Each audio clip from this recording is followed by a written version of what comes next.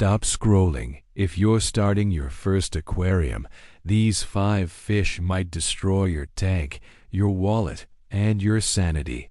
Let's go first. The cute little goldfish. Nope. They are waste-producing machines. They grow huge. They need massive filtration, and your tiny starter tank turns into a cloudy swamp in days. Skip them until you're ready for a real setup. Next, the Oscar looks adorable at the pet store. Turns into a 12-inch underwater bulldozer, eats tank mates, tears up decorations. Needs a tank the size of a small couch, perfect for pros. Terrible for beginners.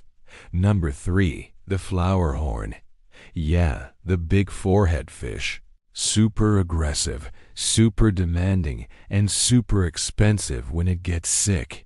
One wrong step and the whole tank crashes. Cool fish, but definitely not a starter pet. Number 4. The pleco you always see stuck to the glass. Not the tiny cute ones. The big common pleco. It grows to the size of your forearm, poops like a water buffalo, and will outgrow any small aquarium. It's not a cleaner, it's a tank breaker. And finally, the pufferfish. Any of them, freshwater or saltwater. They need perfect water quality, special diets. They bite everything, and they are not beginner-friendly. Your first tank will be chaos. So before you buy your first fish, remember, avoid these species like the plague. Your tank will be cleaner, your wallet happier, and your fish actually alive.